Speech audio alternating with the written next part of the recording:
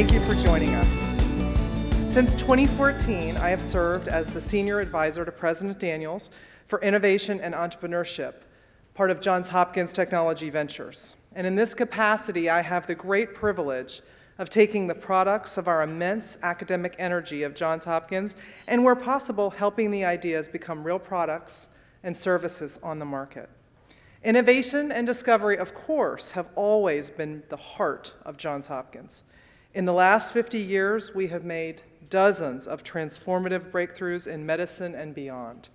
Take, for example, the discovery of restriction enzymes, the so-called biochemical scissors, which gave birth to the entire field of genetic engineering and the biotech industry. The discoverers were, of course, awarded the Nobel Prize in 1978 for this stunning achievement. And speaking of Nobel Prize winners, Greg Semenza was recently awarded the Nobel Prize for his work in HIF-1.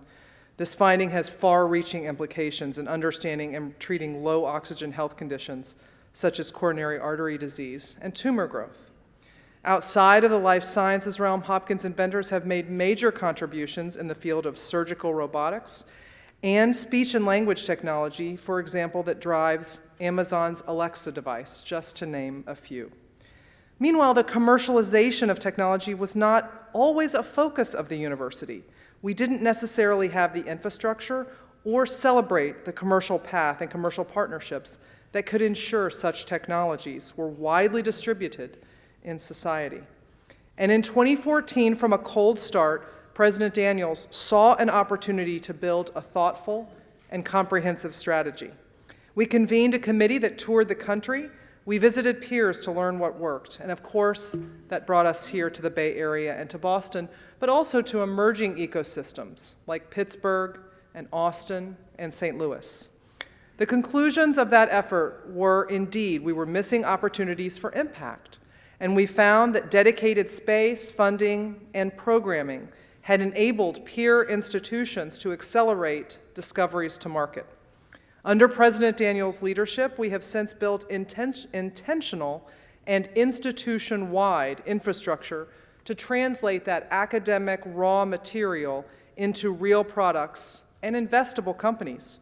We've built space, we've raised translational funding, and we began equipping researchers with knowledge and programs. This fall marks the 5-year anniversary of Johns Hopkins Technology Ventures, and we've been reflecting on our activities and accomplishments. More than 44,000 square feet of incubator space built, both in East Baltimore and adjacent to our Homewood campus, for commercial entities as well as student ventures. More than 80 licensed startups have been formed, and with these startups, we're responsible for more than 1,000 jobs created in Baltimore. We've attracted over $2 billion in research funding to our startups and are now at an annual run rate of over $500 million, a 10-fold increase in the $50 million per year that we saw in the first part of this decade. We've generated over $180 million in licensing revenue from these startups and have over 700 patents granted, each its own unique and game-changing idea. But what we are really doing, the real impact we are having, is getting these products closer to market, and in some cases, on the market. This is happening in fields as far-ranging as alternative energy solutions, ophthalmology drugs, and cancer diagnostics. Just a couple of examples. We have an engineering professor creating what I refer to as solar paint. Imagine cars that don't need to be plugged in, or houses that are disconnected from the main grid. Blade Therapeutics was formed in 2015 with foundational technology from the Institute of Genetic Medicine at Hopkins. And under the leadership of Hopkins alum and CEO Wendy Robbins, who's here tonight, Blade is rapidly advancing therapeutics for fibrosis, having raised over $50 million from investors including MPM, Deerfield, Bristol, and Pfizer Ventures. I just want to pause here and acknowledge the major investment that has enabled our success. The university made a significant investment in this 5-year build-out of the space, programming, and funding. Private donors and corporate sponsors have also played a major role in these capital projects, in the grants to faculty, in student entrepreneurship, and more. To put this in startup lingo, JHTV is here today because of the critical seed capital that laid the groundwork for success. And while we're extremely proud of what we have achieved and enabled in this relatively short period of time, we're already working to expand the reach of those we can engage and involve, including community members in Baltimore and alumni like you around the country. The innovation ecosystem benefits our students, our faculty, and also our alumni innovators. Take, for example, Emmett Cunningham, a triple Blue Jay, who has built a career getting cutting-edge science to the market. He's been supportive of JHTV's activities from the beginning and recently made a gift to the Fellows Program. The Commercialization Academy takes these trainees, PhDs, postdocs, graduate students, and immerses them in the business of science, exposing them to careers in commercialization. There's also Leah Seibner, a former undergrad at Hopkins who you'll hear from later this evening. She saw that the biggest impact she could make was to take work she was doing in the lab and build a company around it to accelerate the development of products that can save the lives of many people.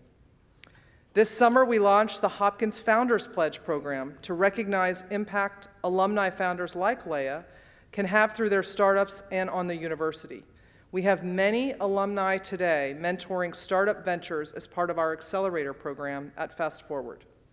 We're working to cultivate the ecosystem in San Francisco here too.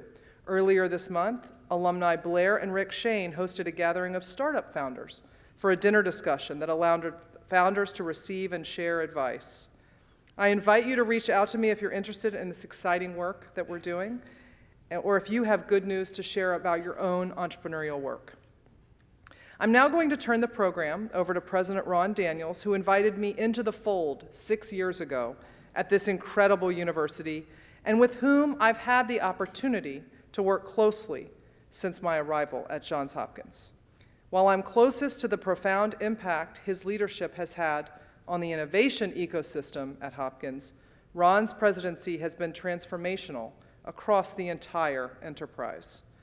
From the collaborative, cross-disciplinary spirit of one university, which you'll see in action later this evening, to championing access for limited income and first-generation students, Ron's vision is helping Johns Hopkins to lead by example, reasserting the vital role of research university can play and must play in tackling the great issues of our time and pointing the way forward here at home and in an increasingly interconnected and complex world. Please join me in welcoming the 14th president of Johns Hopkins University, Ron Daniels.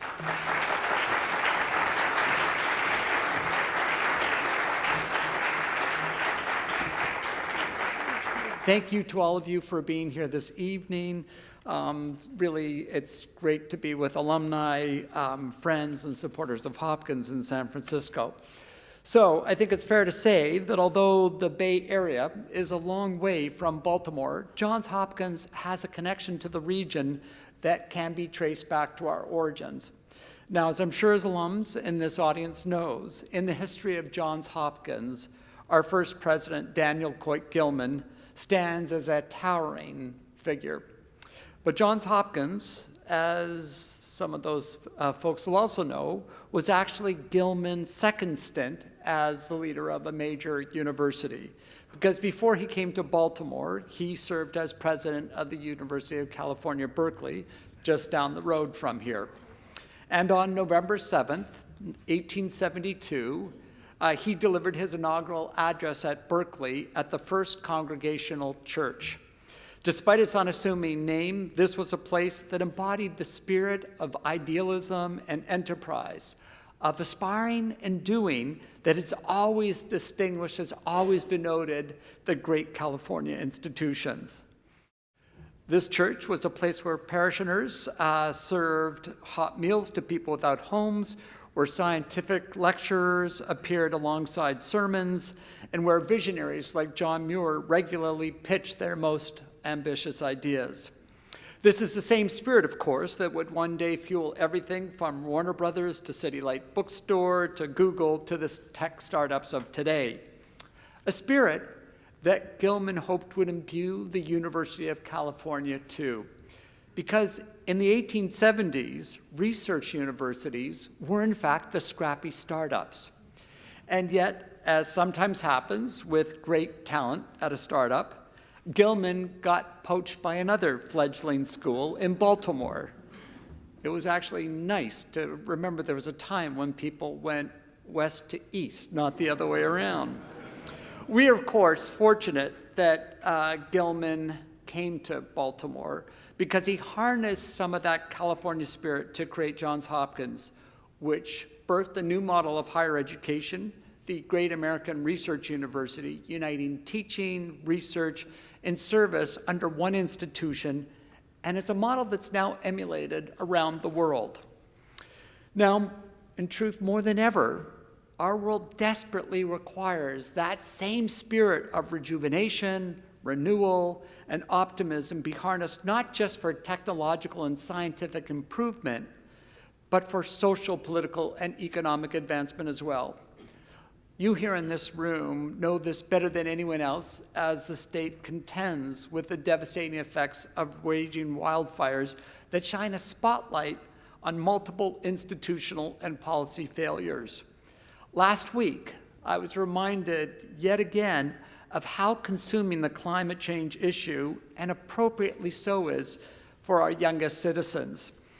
At an event that a few of you were at, celebrating the 75th anniversary of our School of Advanced International Studies, our Bloomberg Distinguished Professor, Jessica Fanzo, shared a story of a brief but poignant interaction with one of her students. The student had just secured her first job upon graduation from university and was curious about retirement planning. When Jess shared the story, I thought, this student would be a very rare 21-year-old who was eager to explore the different portfolio strategies or, address that issue of how much of her discretionary income should she put at an early stage into a retirement fund. Questions that I must confess at 21, I had no capability of thinking or asking. But the student's concern was far more elemental. Does it even make sense, she asked, in light of the destructive pace of climate change, to sequester funds for a future that may never come? It's a devastating question, and it's one that is truly disheartening coming from a 21-year-old. Yet as much as it underscores the urgency of our summoning intellectual and moral energy to respond to the challenges of climate change, it also affirms very powerfully the need for new approaches that integrate a multiplicity of perspectives and disciplines if we're able to muster a response that is commensurate to the magnitude of the risks that we're now facing. For universities, climate change is a paradigmatic example of the need to provoke debate, to fuel research that integrates novel engineering solutions with understanding of underlying ecological processes, the incidence of adverse public health consequences, the relative strengths of market versus political institutions, and the capacity of bilateral and multilateral agreements to secure the kinds of understandings that will allow us to march forward and address this issue. If we are to requite our mission in probing the possibilities for a better future, this cannot help but be an all-hands-on-deck enterprise, a one university moment in which virtually every facet of our school, every part of our university has a role to play: engineering, medicine, nursing, public health, arts and sciences, and the School of Advanced International Studies. The question is, of course, how do we organize our research and educational activities to allow for regular, easy transcendence of disciplinary silos? Our Bloomberg Distinguished Professor Program, or BDPs, is one of the most powerful ways, I think, in which we advance that goal. This program has, over the last 5 years, with a great $250 million gift from Mike Bloomberg, allowed us to recruit almost 50 professors to the university who are now appointed to 2 or more parts of the university where they can act as human bridges, linking their schools or departments to one another. You'll hear from 2 of these colleagues in a moment.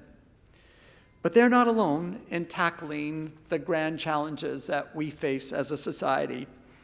Just last week, and very much a result of Christy Wyskill's leadership, I visited the offices of Thrive. This is a new company that recently received $110 million in Series A venture funding, the largest in our history. This was an important moment for the university because one of the things that Hopkins faces is we are year over year after year the largest recipient of federal research funding, but we've not been nearly as good as others have been in taking that research funding and translating it into product, service, therapies that directly benefit the world at large. So in any event, when we secured this funding, this was a very important defining moment for Hopkins. It was all that more important because Thrive is a company that was founded by Hopkins professor and Breakthrough Prize winner Bert Vogelstein. Thrive is built around a new technology that Bert developed called CancerSeek, which is a blood-borne biopsy mechanism that can test for an array of deadly cancers at their earliest stages, allowing for early and more effective treatment. But the impact of this technology, as amazing as it will be on patient populations, is even more profound in the following sense, that it isn't just something that will have an impact on healthcare, but also will create jobs in our city. You'll see Thrive just moved into the 6th floor of 1812 Ashland. That's a new building that we put up to house Technology Ventures. This is something, again, that is part of JHTV. And they've now taken over one whole floor, and they're looking to take over another whole floor because they anticipate needing to hire in the next few years more than 1,000 employees. And amazingly, the kinds of employees that they're looking at are at one end PhDs, MDs, PhDs, but another end they're looking for people who will have community college degrees, who will come out of the East Baltimore neighborhood and be able to go right to Thrive for their first job. Indeed, we have a program that we run with the Baltimore City school system called PTech, where we're actually educating students in Dunbar High School, right near our East Baltimore campus, and then ensuring that they go for 2 years to community college so they can get jobs in the life sciences at the end of that. So my dream is that this partnership with Thrive will also be able to draw on the partnership we have with the Baltimore City school system and find ways to funnel these students upon graduation into companies like Thrive. Indeed, this story is powerful evidence that universities like ours play a role in connecting the dots between our core academic mission and the essential role we play in our communities and indeed in society writ large. Now, another role that we play, and again, one that I think is particularly urgent in the current moment, is how we do our part to support liberal democracy, the set of institutions, practices, and norms that has been the lodestar of human flourishing around the globe and was once thought to be the inevitable organizing endpoint of human affairs. But today, we know only too well that the signs of its destabilization, its fragility, are all around us in the disinformation campaigns that undermine the integrity of our elections, in the rise of authoritarian sympathies here and abroad, and in the increasing disregard for rule of law among citizens and leaders. And we've had to ask ourselves questions about how we can leverage our capacities as a university to reverse this clear trend towards backsliding, even in the strongest democracies. Now, one of the ways that we're doing this is in the activities of our newly created Agora Institute. It's a $150 million initiative that was recently stood up by the Stavros Niarchos Foundation that will bring more than 20 new faculty and research fellows to Baltimore to study these issues, to study these challenges in a new building being designed by Renzo Piano. Another way that will contribute to this task is by bringing our ideas more directly into the public square through our recent acquisition of the museum building located at 555 Pennsylvania Avenue in Washington, D.C., just steps across from the Capitol building. It will be home to all of our programs in D.C., including our flagship School of International Studies, SICE. But critically, from the outset, this building will be multi-directional in outlook as we find new ways to bring Hopkins' best ideas and research to policymakers and legislators, while also giving our students, our faculty, more exposure to practitioners from all walks of public life. To put a finer point on it, Hopkins is a very special place. It is, though, a place that is not encased in ivy. We're connected to the world, and with 555 Penn, we'll have a pathway for us to bring the world to Baltimore and Baltimore to the world. So even though these are times when our optimism about the future of liberal democracy may flag, there is still, at places like ours, at Hopkins, I think many reasons for hope and optimism that we're going to get this right. Now, Christy referred to one such moment in her remarks, and I have to take a moment to dwell on it. And that, of course, is the call that we all received Monday morning at 4:30 a.m., just a short while ago, when we learned that our faculty member from the School of Medicine, Greg Semenza, had won the Nobel Prize in Medicine and Physiology.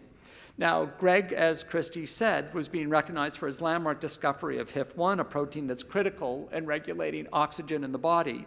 It's the kind of discovery that not only significantly advances our knowledge of human physiology, but also has wide applications in medical treatment, from cardiovascular disease to several types of cancer. It's a classic example of the importance of curiosity-driven research and the way in which it can uncover ideas, it can uncover processes that take you in places you never could have imagined. Now, in the press conference on the day that the prize was announced, Greg thanked many people, but one individual whom he recognized stood out, and that was his high school biology teacher, Dr. Rose Nelson, who was a PhD, who had taught him in high school and who had implanted his love for scientific research. His sense that day of what he owed her was palpable. Indeed, there's a great story where he acknowledged that there was this moment with her when she said to her high school biology class, "I'm convinced one of you one day is going to get a Nobel Prize. And when you do, remember me and this moment." Now, she passed away, but it's a great story. And it reminds me that as important as, of course, our research mission is at universities like Hopkins, where we're pushing the boundaries of knowledge, we are also, of course, fundamentally engaged in teaching and next generation and mentorship of the next generation of thinkers, practitioners, and optimists. I think in this way, keeping the spirit of Hopkins, indeed the best of California, alive.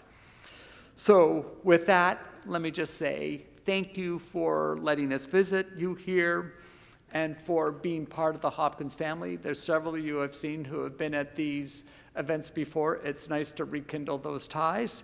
And with that, I'd like to turn the program over to one of those young people who will usher us into the future, economics and English double major, who is already putting both to good use as managing editor of the Johns Hopkins newsletter, member of the class of 2020, and research assistant for Paul Ferraro's EPIC lab, Katie Tam. Katie, I'm going to turn the podium over to you. My name is Katie Tam, and I am a senior economics and English double major, as well as a Bloomberg scholar at Johns Hopkins. I'm originally from California, so it's really nice to be back home for a little, even if it's just for like a day. I will admit, when I first decided I wanted to attend Hopkins, the prospect of going to a college that was in a city across the country was a little bit daunting. I was worried that I would never really truly find my place on campus or in Baltimore. However, 3 years later, I'm glad to say pre-Frosh Katie had nothing to worry about. Over the past 3 years, I've been at Hopkins. I've been fortunate enough to have been involved in a variety of student groups and on-campus organizations that have allowed me to find a sense of community. Being president of the Chinese line dance group on campus has given me an opportunity to reconnect with my heritage in ways I never did back home. The memories I have of performing at the National Portrait Gallery's annual Lunar New Year event are just as prominent as memories of making homemade dumplings with my teammates to celebrate the end of midterms. Being involved with the Johns Hopkins newsletter has also allowed me to have a deeper awareness of not only the community on Homewood campus, but also Baltimore as a whole. Through the newsletter, I've met and interacted with students and community members of all different backgrounds. Another community I've had the opportunity to become a part of is that of Bloomberg Distinguished Professor Paul Ferraro's lab group. Called the Environmental Program Innovations Collaborative, or EPIC for short, the lab aims to change the way humans behave in order to benefit the environment and society as a whole. I started working with EPIC when I was accepted into the BDP Summer Undergraduate Research Program the summer after my sophomore year. My work involved researching the effects of anchoring on consumers' willingness to pay for goods as a part of looking at how farmers manage water and minimize their runoff. I'm now part of a team working on an experiment involving penalty salience within the Maryland Department of the Environment's lead poisoning prevention program. As the director of EPIC, it is evident that Professor Ferraro is deeply interested in the social and environmental impacts of public and private policy. Working with a multitude of scientists in a variety of disciplines, his research has resulted in better ways to address the scarcity of clean water, has found empirical evidence on the effects of environmental policies on the poor, and has advanced the efficacy of conservation programs. He's especially recognized for his work on behavioral economics and its intersection with the design, implementation, and results of environmental programs. Working with Professor Ferraro has allowed me to develop and expand upon my interest in economics and the environment, and it has influenced my decision to pursue environmental law in the future. It is a great pleasure and honor to have Professor Ferraro here tonight. Please help me in welcoming him to the stage.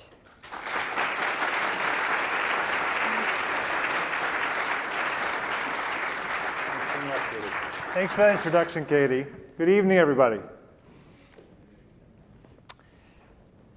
25 years ago, I was on this dirt path in Zaire, a country that's now known as the Democratic Republic of Congo. I'd just been picked up a Land Rover on the eastern border of Zaire, and I was traveling with 4 ecologists to a research site in the rainforest about 5 hours away. To get to this site, I was told that we were going to get on the Trans-Africa Highway, a highway that was constructed in the 1960s that goes from the coast of Kenya in the east all the way across to Lagos, Nigeria in the west. It was about an hour into the trip. We're still on this dirt path. Jungle is crawling in from both sides. There's no people, there's no markets, no towns. The potholes are so frequent and so deep, we spent about a quarter of the time getting in and out of the vehicle to avoid bottoming out or tipping over. So I asked the driver, when are we going to get on the Trans-Africa Highway? And he said, this is the Trans-Africa Highway. In fact, he said, this is the best part of the Trans-Africa Highway in Zaire. He said, you get to the middle of the country, it's absolutely impassable. And so that day was my first introduction to what happens with 30 years of dictatorship. Mobutu Sese Seko and his cronies had looted Zaire, completely immiserated the people. And one of my traveling companions said, yeah, Mobutu's been absolutely horrible for the people of Zaire, but he's been great for the environment. And what he meant is, you can see in this picture, for the first time in decades, the forest is expanding at the expense of humans rather than the other way around. But his comment that what's horrible for the people is good for the environment, it stuck with me. It stuck with me because I had planned on spending much of my career trying to address these 2 great challenges of the 21st century: reversing global environmental change, or at least slowing it down, trying to end poverty, extreme poverty in particular. And what he was voicing was a widely held belief that progress on one of these challenges implies regression on the other. And President Bolsonaro in the Amazon, he captures this sentiment when he says protecting the Amazon means keeping the people that live there in poverty. President Trump, he's shrinking parks and national monuments in the United States, and he says that these impede the ability of poor rural communities to exploit these valuable natural resources in their midst. And it's not just populist rhetoric that leads to this idea that there's a negative relationship between the solutions to these two challenges. Because it's true that environmental solutions tend to raise the price of energy, water, food, housing, land. And these expenses are a big part of poor's budget. So it naturally leads to a question, are we protecting the environment on the backs of the poor? And even if you don't think that's an important moral issue to wrestle with, it's an important practical one, as France realized in late 2018, when President Macron tried to do a modest increase in the fuel tax to address greenhouse gas emissions and climate change. And the Gilets jaunes, or the yellow jacket protesters, poured into the streets in response, shutting down towns and cities across France and deep-sixing that increase in the fuel tax. Because when you're thinking about addressing poverty, you're thinking about doing the opposite. You're trying to lower the costs of fuel, of food, of land, of transport, of housing. Right? So you're also trying to raise incomes. And there's a concern that that too has a negative effect on the environment, as you can see in this figure. So what you're looking at is on the vertical axis are the deciles of income for the world, from the lowest, the poorest at the bottom, to the richest at the top. On the horizontal axis are the greenhouse gas emissions from each of those deciles. And the punchline is, if we take people from the bottom and we bring them up toward the top by raising their income, we're dramatically increasing the amount of greenhouse gases emitted, making it even harder to address climate change. So we've got a dilemma. On one hand, we want to help the poor. We don't want to hurt the environment. On the other hand, we're trying to help the environment without hurting the poor. So the question is, how are we going to thread this needle? And it turns out it's actually simple. It's a two-part solution. First part is you tax the undesirable behaviors, just like we tax cigarettes to reduce smoking. And then the second part comes in to deal with the negative effect that that's going to have, that tax on the poor, is we're going to return those tax revenues back to people in a lump sum dividend. We're going to cut a check to everybody, just like Alaska does to its citizens using its oil tax revenues. Right, so the tax gives you the environmental benefits. The dividend gives you the poverty benefits. The poor are going to get back more than they actually spend. Wealthy are going to spend a little bit more, but they value clean water, clean air, open space a lot more, so everybody wins with that solution. Problem is that low and middle income countries like Zaire, they don't have the institutional capacity to implement a solution like that. And in high income nations like the US, we don't seem to have the political will to do it. So we've got to be more creative. We've got to find pathways in the environmental and poverty programs that we already have. And so I'm going to give you an example of one of these pathways, right? But if we don't find these pathways, we're going to continue to have the poverty and the environment framed as in opposition. And it's going to make progress on both of those fronts difficult and easily reversed. So here's an example of a pathway that's known to work for both, for threading the needle. Protected areas like national parks are one of the most popular ways of protecting ecosystems, like Yosemite National Park, Yellowstone National Park. The problem with them is that the people who live near them typically oppose those parks and reserves because they tend to be inhabited by poor communities that depend upon the natural resources in those parks for their livelihoods. But research by myself and others has shown that when you combine those protected areas with public-private partnerships that promote nature tourism, you can reduce poverty. Right? And we need to find pathways like that. Because if we don't, local communities are going to continue to oppose these parks and reserves, and that's going to stall the creation of new ones, and it's going to lead to degazetting and shrinking of the parks that we already have. All right, so ordinary citizens tonight, how can we all play a role? So there's at least 3 ways we can all play a role in trying to thread this needle. First is to advocate for environmental solutions that directly address impacts on the poor.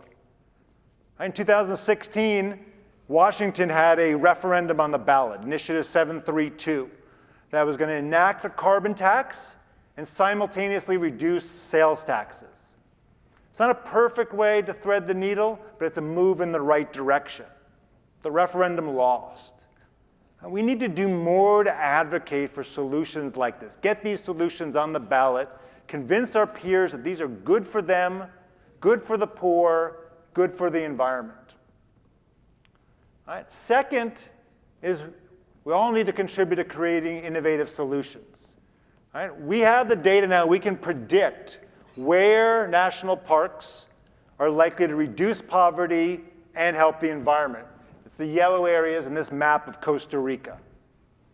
We can also predict where these parks are going to make poor people worse off. It's those black areas in the same map. And those black areas tend to be remote, and they're costly to bring tourists to the nature. But maybe we can bring nature to the tourists through some of these innovations with virtual reality that might allow local communities to take tourists on private tours in their parks virtually, and therefore receive benefits from those activities. And the third way we can all contribute to threading this needle is to support scholar-practitioner collaborations that test new ideas to thread this needle. And in addressing environmental protection and poverty, we need to be a little more like medicine, where practitioners from the private sector and the public sector collaborate with academic researchers to rigorously test new ideas in clinical settings. We're just starting to do that in non-medical fields. For example, Katie talked about EPIC at Hopkins. EPIC collaborates with environmental program administrators to run randomized controlled trials in real-world environmental programs. And just like medicine, trials in medicine, these trials are designed to yield scientific information that can be quickly adopted by the practitioners and be scaled up in their programs.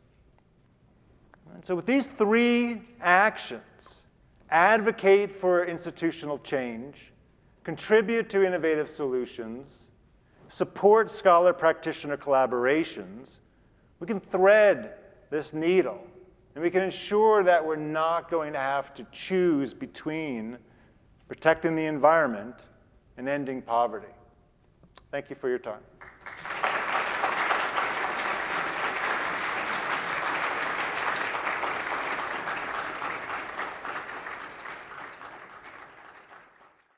My name is Leah Seibener. I am an alumni from the class of 2013, where I graduated from the small but mighty biophysics program. I came out to the Bay Area to pursue something that all Hopkins students are really passionate about, and that is more school.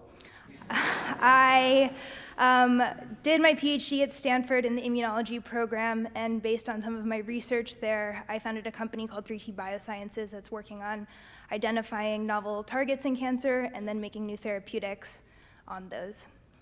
When I reflect on my time at Hopkins, I think about, of course, the wonderful education and opportunities that I was afforded and all of us were afforded. But what I really treasure the most is how it fostered my curiosity and taught me how to apply it. I think that I really remember one of my advisors, Karen Fleming, told me that there are a lot of problems that we all can work on, and there are a lot of really interesting problems out there.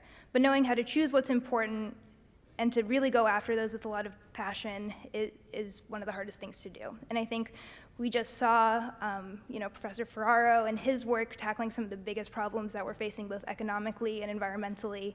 It's really outstanding that we have these leaders that can both inspire all of us and, of course, the undergrads at Hopkins and graduate students at Hopkins as well. Today, I have the real pleasure of introducing another outstanding professor who's addressing some of the biggest problems currently facing the country and American life today. Professor Janak studies the molecular mechanisms of addiction. Her work has illuminated how our brains process reward signals and how that leads to behaviors and potentially unintended behaviors. Understanding how these work at the most basic level really allows us to have breakthroughs both in treatment and in potential policies. As a Bloomberg Distinguished Professor, she has extended her findings to creating new programs for undergraduates as well as making new policies in the education sector. I'm really excited to hear her talk today, and I hope all of you guys are as well. Please welcome Professor Patricia Janak.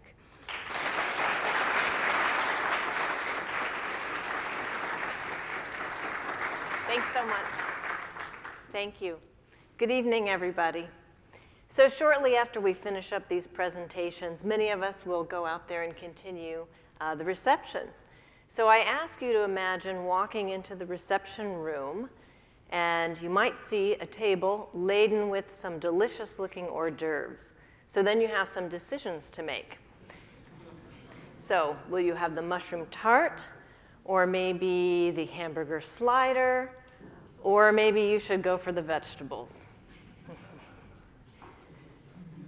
So now, imagine an individual with an alcohol use disorder who's trying to stay abstinent. It's been a long day at the office. They walk past the neighborhood bar and see the neon lit sign, smell the smell of alcohol coming from the door. Will they go in or will they go home? So these are just two of the many kinds of decisions we face every day. And we've all had the experience of having a decision that was not so good. So decisions impact our daily activities, and they have a really large impact on our health and our well-being. One of the major factors that affects many of our daily decisions is the neurochemical dopamine. And this is its chemical structure here on this little heart. And so dopamine isn't the famous love juice or pleasure juice that makes you feel good. Dopamine, in fact, does something even more interesting. It helps you learn about the situations and signals for the things that make you feel good. So when you make a choice that brings you pleasure, dopamine changes your brain to make you more likely to repeat that choice in the future. And this is a good thing. It helps us react appropriately to situations that can have beneficial outcomes. But there also are cases where this same system contributes to decisions that lead to negative outcomes.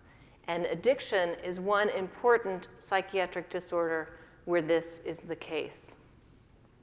The CDC tells us that in the years from 1999 to 2017, there have been 700,000 deaths in the US from drug overdose, a horrifying statistic.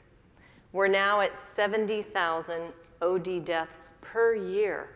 So if we add up the numbers for 2018 and make an estimate for this year, our 10-year total is really basically equivalent to the entire population of this city of San Francisco. So truly, truly horrifying. So the problem now, if we look at it from the perspective of brain function, is that every time a drug user makes the choice to use drug, the drug actually activates directly the dopamine system in the brain, making the individual more likely to repeat that choice. As you can imagine, this is a horrible thing for the addiction. So addiction clinicians struggle to help people with this disorder, and we have some treatments that work for some people, but unfortunately not for enough people. So the numbers of the afflicted overall really barely budge. So this is a major problem for our society. How can we do better to help people with this issue?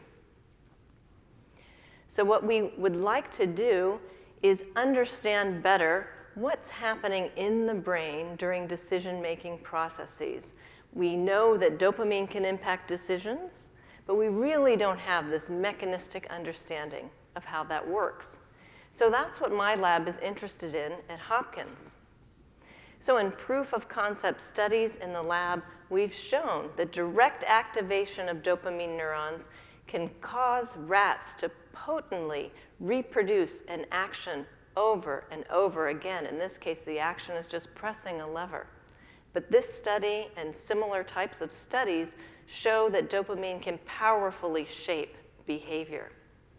So dopamine, when it's released in the brain, courses through the brain, rewiring neural circuits and affecting later choices.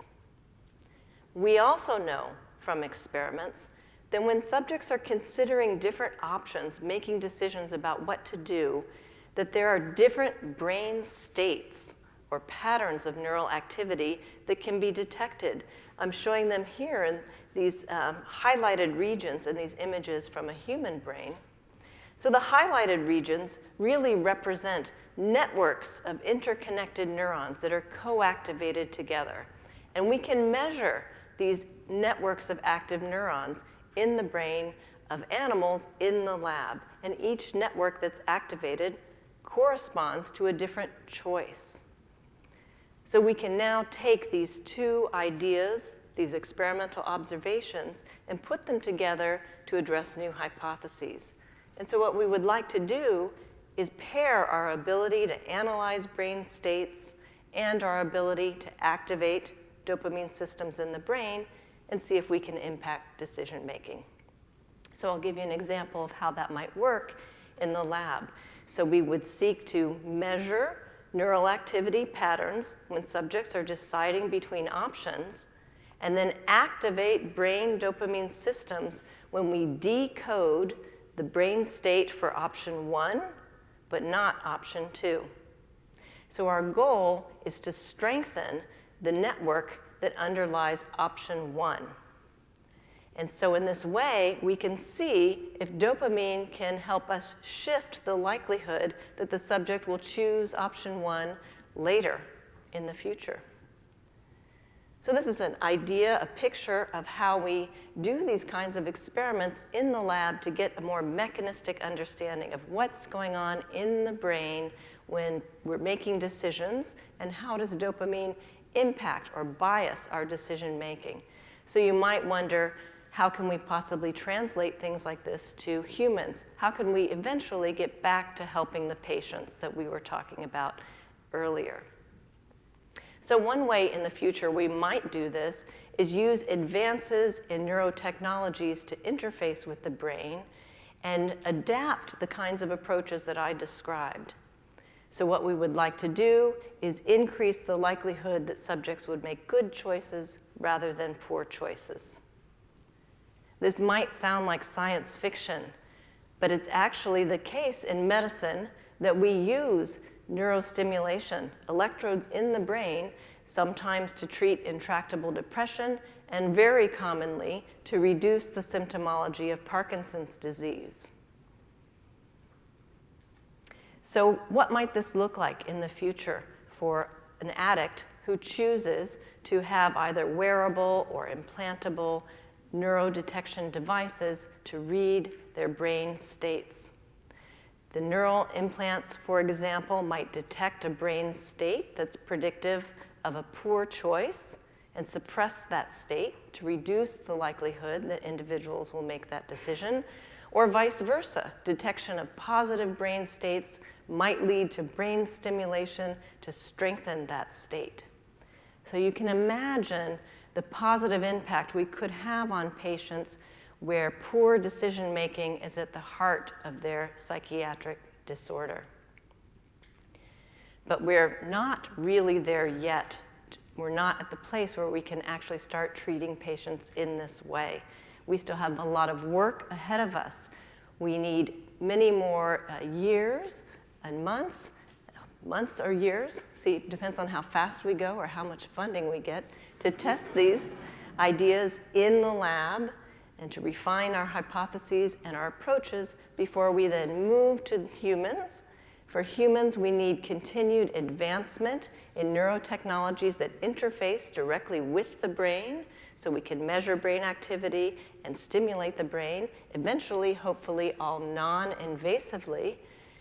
And as you can imagine, this is a very large undertaking. So by its nature, it's a collaborative endeavor.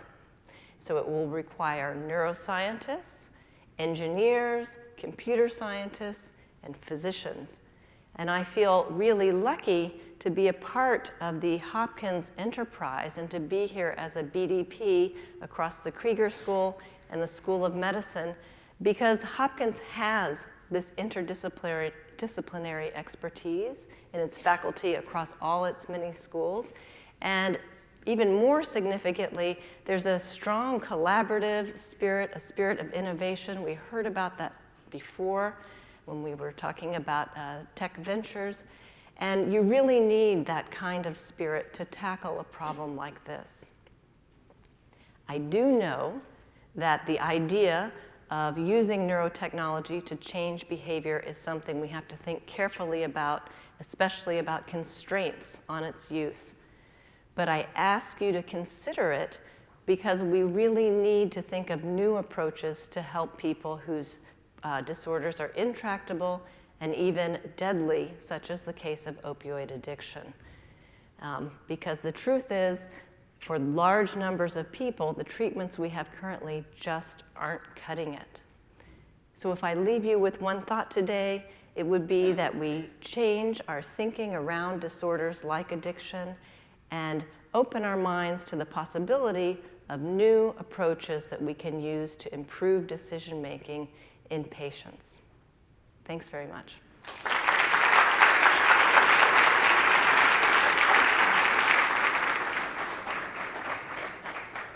We very much appreciate you being here. I am Fritz Schrader. Good evening. I am the Vice President for Development and Alumni Relations at Hopkins, and I have the unenviable task of following Patricia and Paul up here. And the only thing I feel like I can do in this moment is give you actual permission to eat the sliders that will be out there later, and I will keep Patricia in here not to judge you while you are doing that. Please join me again in thanking both of them for sharing their research, their passion, and their insights with us this evening.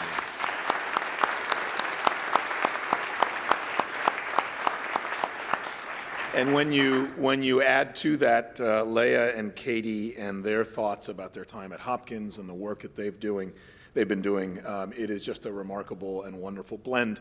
I'd like to reflect on the evening and then do a few invitations of you this evening, as well as a few recognitions. But I want to start by saying one of the things that we spend a lot of time thinking about is how do we bring the very best of Johns Hopkins to you? Those of us who have the privilege of working on our various campuses every day, walk around and experience what it's like to be in the classrooms and the laboratories and the clinics and on campus with these amazing students and researchers. But the challenge is, how do you bring that out to the world? How do you bring it out to our communities in San Francisco and elsewhere? And I actually look at this evening as one of those perfect moments where you have Christy Weiskell and you have President Daniels bringing the enthusiasm of so many amazing things that are happening. You have the academic stimulation of two amazing faculty, and you have students who are bringing their experience and recent alumni, and we're going to have music later this evening. And so while we don't always get it 100% right, I feel like tonight was one of those nights where it lined up perfectly. And so thanks to everyone for their contributions. Let me take just a moment to recognize other university leaders who are here with us tonight, because we always want you to know that this is a community that comes out when we celebrate these evenings around the country. And so let me just point out who is with us tonight. You don't need to stand. I just want to make sure I recognize you. Chao-Mei Chen is one of our trustees of the university and a graduate of the Whiting School. She is here with us this evening. Susan DeMuth is our Assistant Vice President for Alumni Relations and the Executive Director of the Johns Hopkins Alumni Association. She is with us. Farouk Day is the Vice Provost for Integrative Learning and Life Design.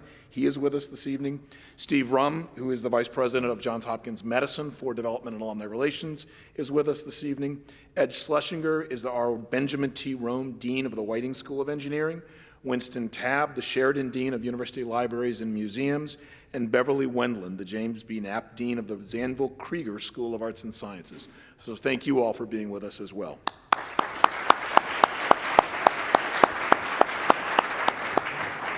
And I hope you all have opportunities to introduce yourself to them as we move to the reception in just a little bit. Last October, we successfully concluded the Rising to the Challenge, which is one of the most prolific fundraising campaigns in our nation and certainly in Johns Hopkins history.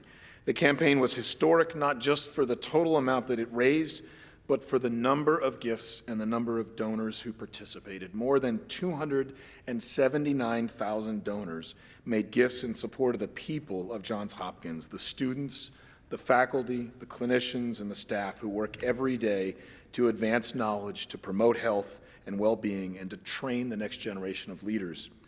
Each and every gift, more than 878,000 individual gifts in total, helped propel the people of Johns Hopkins forward, sharing the beliefs of their discoveries and breakthroughs with the world. Your support and the thousands of people around the world who joined you was essential to the success of the campaign, and it remains one of the cornerstones of our success. In this room tonight, we have alumni representing every school across Johns Hopkins with graduation years that span 7 decades. We have parents of current students, families connected to Johns Hopkins through our Center for Talented Youth, friends who are supporting research and clinical care at Johns Hopkins Medicine, and volunteers who give their time through service to our boards and councils. And yet, despite the many differences that bring us all to the Hopkins Institution with our connections, we are all a part of something extraordinary, an incredible tradition that started with Mr. Johns Hopkins himself. And it is our honor to be a part of this history that advances every day through the work of our students, our faculty, and staff. Sometimes that work has an extraordinary moment, like the news of the historic gift made by Michael Bloomberg to transform the landscape of accessibility at Johns Hopkins through financial aid. More often than not, though, it takes place in the hundreds of thousands of individual moments that preceded this gift, this act of phenomenal generosity, as well as the ones that followed, inspired by Mike's example or tied to a specific passion or cause. Each of those is built on an individual connection, the connections that you each carry day in and day out. And part of my responsibility on behalf of the institution is to simply and very sincerely say thank you to each of you for what you do every day to support this amazing institution. You make us so much greater than the sum of our parts, and I encourage you to continue to stay in touch with the institution. To all of you who've made these generous contributions, who have hosted events, who have introduced Johns Hopkins to new partners, who have advised our faculty, who have mentored our students, who've helped new parents join the Hopkins family, and who have provided sweat equity in service to our activities. Thanks for your time, your support, and your commitment. I am now very pleased to put the icing on the cake and to end the evening, given the privilege of having the Peabody Institute being a part of Johns Hopkins and its family. I'm pleased to introduce to you Grace Liu, who earned her Master's of Music degree from the Peabody Institute in 2013 and is currently pursuing a Doctor of Musical Arts degree at Peabody. Grace performs as a soloist and a collaborative pianist throughout the U.S. and Taiwan, and is the recipient of the Pauline Favin Memorial Award in Piano and the Clara Ascherfeld Accompanying Award at the Peabody Institute. She was also a finalist and recitalist for the Wunderlich Piano Competition and Schlern International Music Competition. As concert soloist, she was featured with the UC Irvine Symphony as the winner of the concerto competition. Please enjoy the music, and I hope you will stay for the reception afterwards. Grace.